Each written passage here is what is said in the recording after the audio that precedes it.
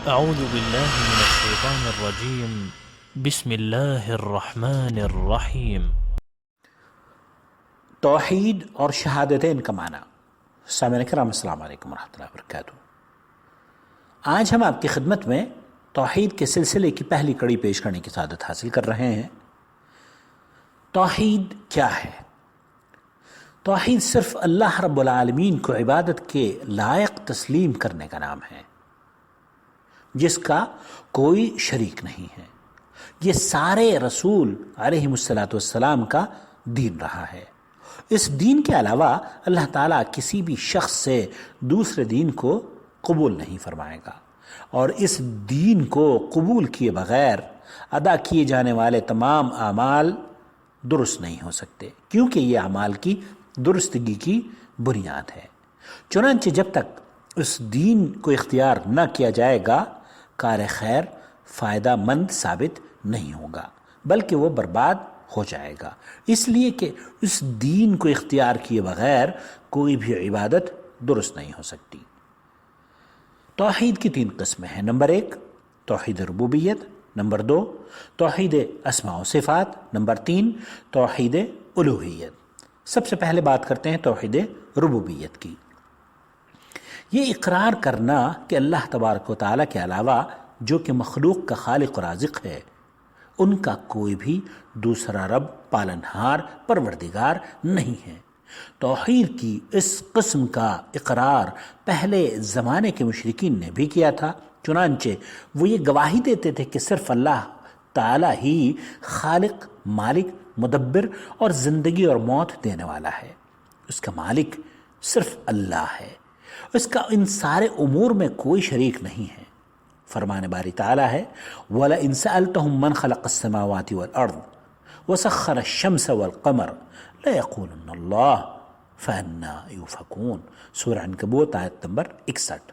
اور اگر آپ ان سے دریافت کریں کہ زمین و آسمان کا خالق اور سورج چاند کو کام میں لگانے والا کون ہے، تو ان کا جواب یہی ہوگا کہ اللہ تعالیٰ۔ پھر کدھر الٹے جا رہے ہیں؟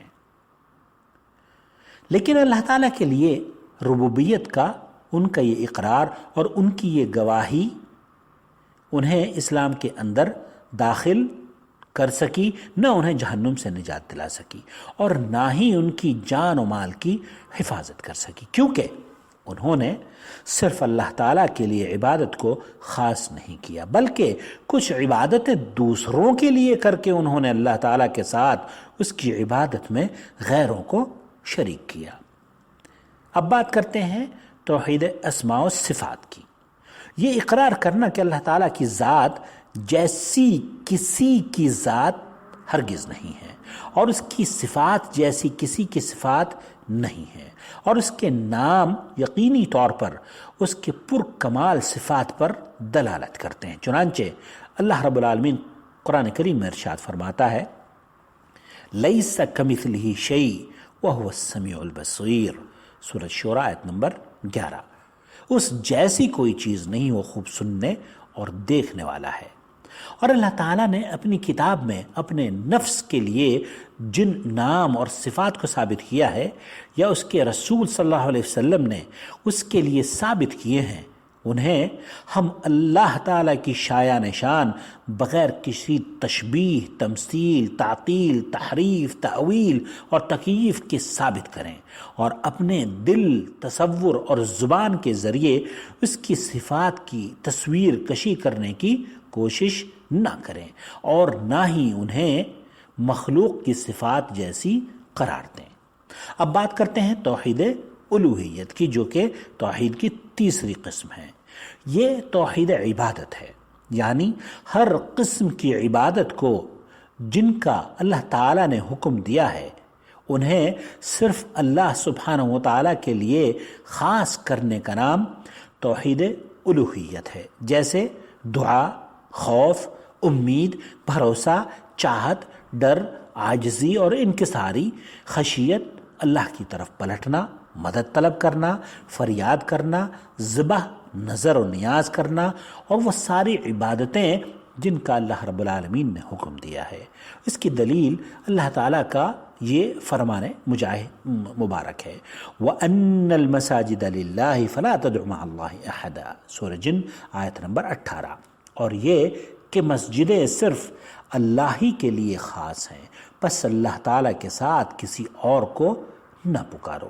چنانچہ انسان اللہ سبحانہ وتعالیٰ کے علاوہ کسی دوسرے کے لیے یہ عبادت نہ کرے، نہ کسی مقرب فرشتے کے لیے، نہ مبعوث رسول کے لیے، نہ نیک اور صالح ولی کے لیے، اور نہ ہی کسی اور مخلوق کے لیے، اس لیے کہ عبادت اللہ تعالیٰ کے علاوہ کسی اور کے لیے درست نہیں ہے۔ چنانچہ جس نے اللہ کے سوا دوسروں کے لیے ذرہ برابر بھی عبادت کی تو اس نے اللہ تعالیٰ کے ساتھ بڑا شرک کیا، اور اس کے سارے اعمال برباد ہو گئے۔ خلاصہ کلام یہ ہے کہ اللہ کے سوا سبوں کی عبادت سے برات اور اپنے دل اور عبادت کے ساتھ اللہ کی طرف متوجہ ہونے کا نام توحید الوہیت ہے۔ چنانچہ مشرکین کے دین اور اللہ کے سوا مردوں وغیرہ کے ذریعے دعا کرنے، ان کے ذریعے اللہ تعالیٰ کے یہاں مصیبت دور کرنے یا ٹالنے کے لیے شفاعت طلب کرنے، ان سے مدد طلب کرنے اور فریاد کرنے وغیرہ جیسے ان کے باطل عقیدے کو چھوڑے بغیر صرف توحید کا دعویٰ کر لینا اور کلمہ شہادت پڑھ لینا موحد ہونے کے لیے کافی نہیں ہے۔ توحید کی تنفیذ کیسے ممکن ہے؟ توحید کی معرفت، اس کی حقیقت کی جانکاری اور علم کی روشنی میں عمل کے ذریعے توحید کی تنفیذ ہو سکتی ہے۔ توحید کو ہم اپنا سکتے ہیں، توحید پر ہم عمل کر سکتے ہیں، اور اس کی حقیقت یہ ہے کہ روح اور دل کو اللہ تعالیٰ کی طرف محبت، ڈر، انابت، بھروسہ، دعا، اخلاص، بڑائی، ہیبت، تعظیم اور عبادت کے ساتھ متوجہ کرنا۔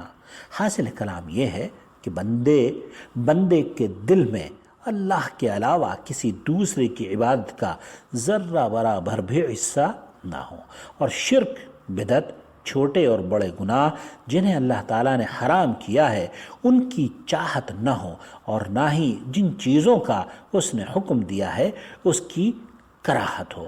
یہی توحید کی حقیقت اور لا الہ الا اللہ کی حقیقت ہے۔ اب ہم بات کریں گے